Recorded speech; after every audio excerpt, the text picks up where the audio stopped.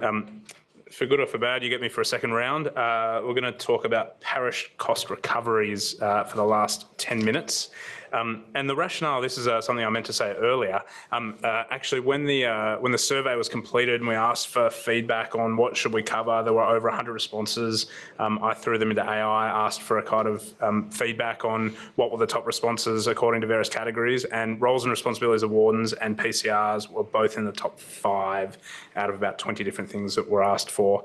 But we're going to keep rotating through different topics over successive training sessions that will happen year on year. Parish cost recoveries. What are they? Parish cost recoveries are the way that the diocese shares costs fairly across all parishes.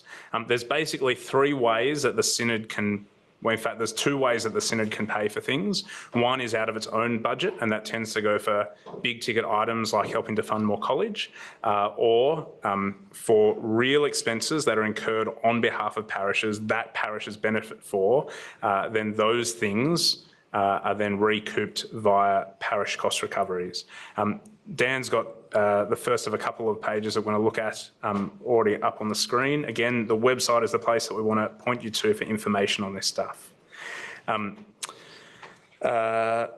Let's go first. Your own parish cost recoveries. How can you possibly know what they currently are and what they will be? What they currently are, you get a statement that goes up into your parish portal. Have you logged into mine, Dan? Shall I? Yeah, that'll be fun. One of the weird and wonderful jobs that I have working in the South Sydney region is that for the last few years I've been the acting rector of Lord Howe Island. Tough gig. And so I thought I'd show you. So Lord Howe Island, there we go. So in the parish portal, under parish finance, and you'll see the first few are client statements. Oh, wrong one. Go back. The first few are client statements, and then you'll see PCR statement 2025. There you go. That is the statement. That is, this will be up there at the start of the year, and so you'll know what all of your various expenses are. But we're going to break down what each of those components are.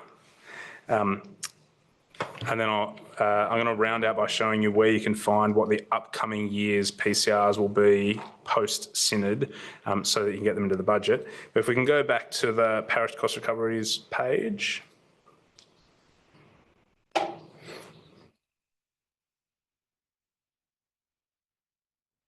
Keeping that tab there. Excellent. And if you scroll down a little bit, is that too far?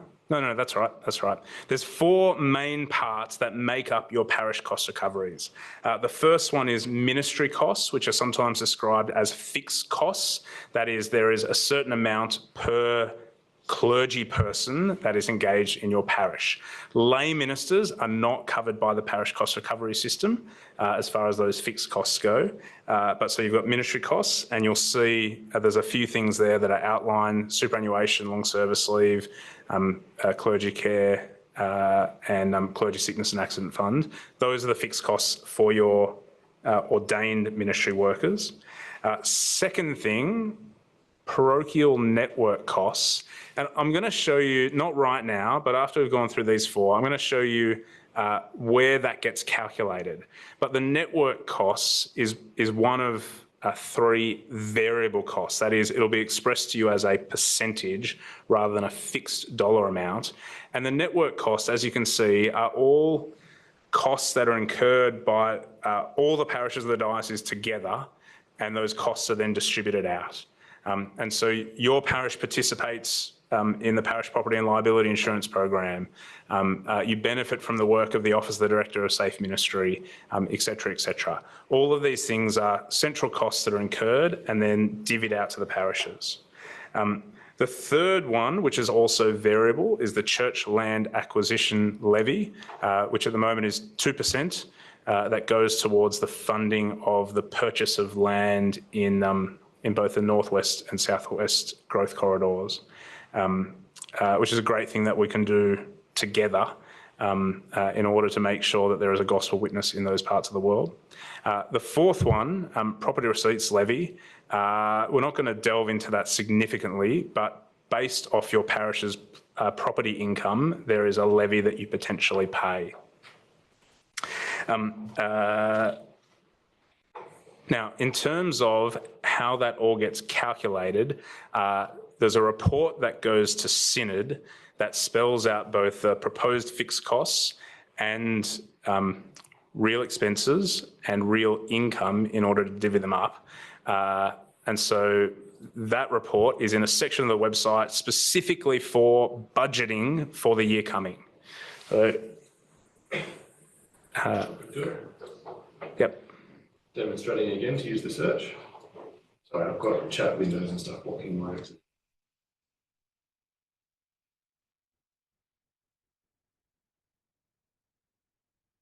There you go. Top search. There it is. Parish budget preparation, key resources. So let's go to the first of the PCR links, please. Dan, the ministry costs for ordained clergy. Yep.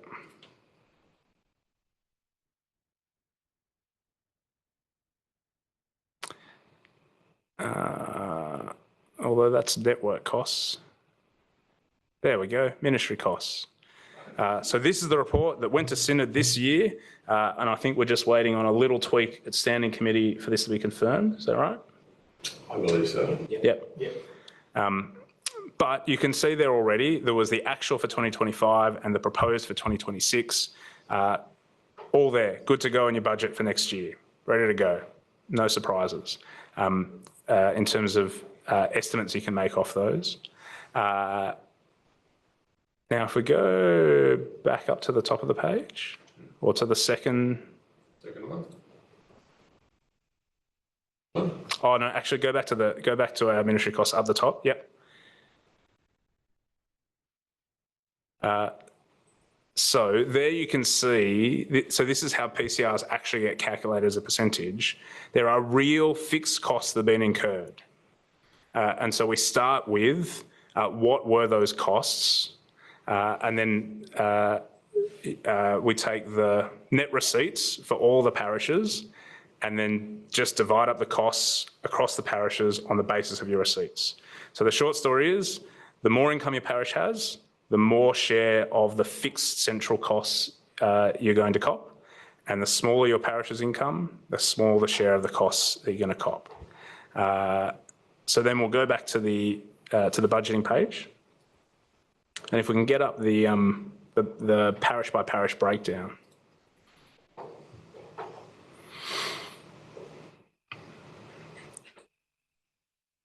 And so if we were to look for my parish of Lord Howe Island, you'll see we had net operating receipts of 20 grand. And then each of those columns following, if we just go up to the top of the page so we can see the headings. So you get the variable PCR charge for the year coming, the church land acquisition levy for the year coming, how much property income there was, and what the actual property receipts levy will be for the following year. And so all of that stuff is there, all of it's fair game to see. And so you can see what our little contribution will be to central costs. You can see that little amount that we're chipping in towards the growth corridors for the purchasing of land. And you can see that Lord Howe Island had a little bit of property income. We have a hall that gets rented out casually to some folk on the island. I think, yeah, for just general community usage on the island, but it's not enough that we have to pay anything under the property receipts levy. And so if I were the treasurer of Lord Howe Island and I'm preparing the budget, all of those figures are there, good to go. The question on receipts, you said the receipts for that period. Is it gifts specified and unspecified as well? So there are some things that are exempt from being included in your net receipts. You'll see the exempt items on the, what's the word I'm thinking of? What's the prescribed form that we give? Pro financial statements. Yeah, the PFS, so the prescribed financial statements, that particular form that has the line items that are exempt from being included in the net receipts in it. Yeah. But there's a very small number of things that are exempt.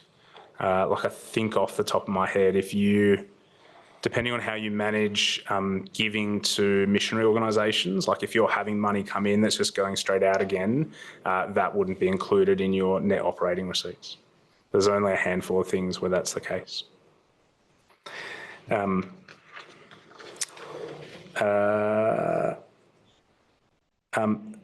That's probably what needs to be said on parish cost recoveries. I think the one question that I often hear working here is, our parish is in this situation, can we please be exempted from PCRs?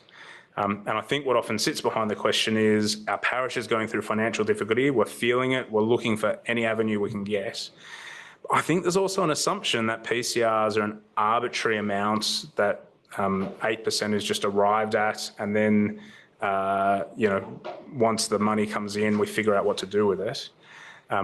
But I hope what you can hear and what I'm saying and what we've seen, the way that parish cost recoveries work is it's only real costs that your parish benefits from that can make their way into PCRs in the first place, and they've already been incurred on behalf of your parish. The variable parts, you're just chipping in your share, and the fixed parts are, your minister's super and your minister's long service leave, and so 99.9% of the time the answer is, I'm really sorry, but there's no such thing as having relief from parish cost recoveries. It's not a thing that happens because of the nature of what PCRs are. Again, my hope is, having heard all that, you think, why do we even have to get this guy up there? It's all on the website. I'll just go to the website and the answers are there, because they are.